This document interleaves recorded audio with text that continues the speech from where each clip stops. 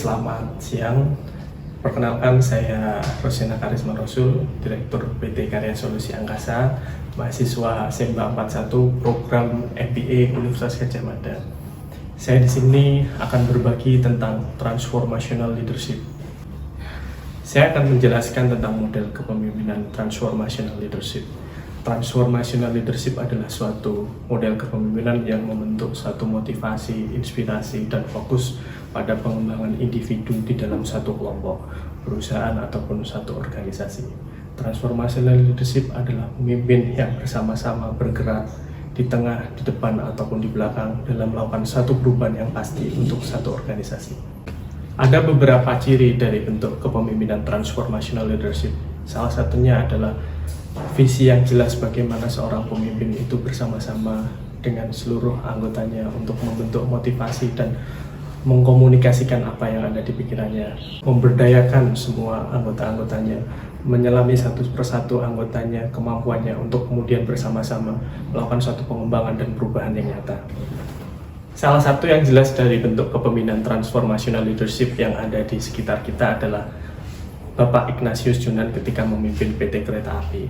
Bapak Ignatius Jonan adalah sosok yang visioner, leader yang mampu mengkomunikasikan bahasa kepada karyawannya, serta mampu bersama-sama untuk membentuk satu perubahan positif dari PT KAI sendiri.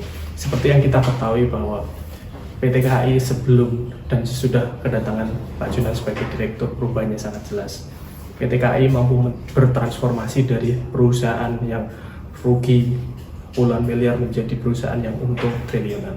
Kemudian PT KAI berhasil mengubah brand image yang selama ini kita tahu bahwa transportasi kereta api adalah sesuatu yang sangat dihindari masyarakat, karena yang pertama adalah identik dengan crowded, identik dengan panas, kemudian ribet, dan juga identik dengan banyaknya calo serta pedagang yang masuk ke dalam kereta api. Pak Jonan berhasil mengubah image dari PT KAI menjadi suatu model transportasi yang paling disukai oleh masyarakat Indonesia. PT KAI mengubah mode transportasi kereta api dari yang awalnya tidak sesuai schedule menjadi suatu model transportasi yang sangat sesuai dengan jadwal. Bahkan pesawat pun sudah kalah sekarang dengan kereta api. Bapak Jonan dapat memberikan perubahan dan mengkomunikasikan semua itu ke dalam stakeholder yang ada di dalam perusahaan, sehingga mereka mau bersama-sama bahu-membahu membangun PT Kereta Api. Apa yang dilakukan Pak Jonan? Yang pertama adalah beliau dapat memetakan dengan jelas apa saja permasalahan yang ada dalam organisasinya. Kemudian dari situ, setelah dipetakan visi yang jelas yang ada dari beliau, visi misi untuk menyelesaikan suatu permasalahan itu dikomunikasikan secara efektif kepada semua stakeholder, semua karyawannya.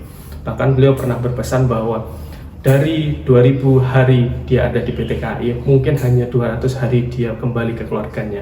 Yang lain adalah dia berkeliling satu persatu ke tempat berkomunikasi dengan stakeholder, masinis, konektor, ataupun pemegang saham untuk mengkomunikasikan apa yang akan dilakukan Pak Jonan, perubahan nyata apa yang akan dilakukan bersama-sama, dan peran apa yang bisa dilakukan bersama-sama.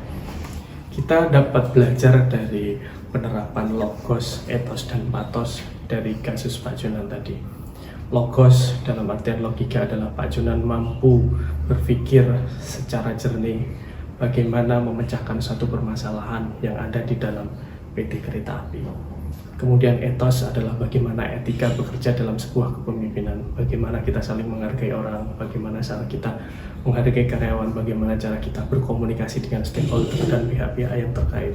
Kemudian pathos adalah bagaimana cara kita mengempower atau cara kita mengajak orang itu dengan emosional, atau kita mengajak orang itu untuk melakukan sesuatu yang nyata dan orang itu tanpa keberatan melakukan itu adalah dengan cara mengajaknya dari dalam hati lewat emosional atau pathos. Untuk itu saya berharap bahwa kita semua dapat mencontoh salah satu pemimpin yang dapat mentransformasi bisnis, atau pemimpin-pemimpin lain yang telah berhasil untuk mentransformasi bisnis mereka.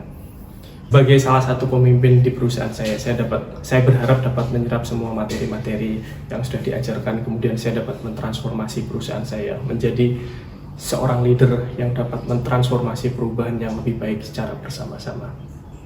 Terima kasih.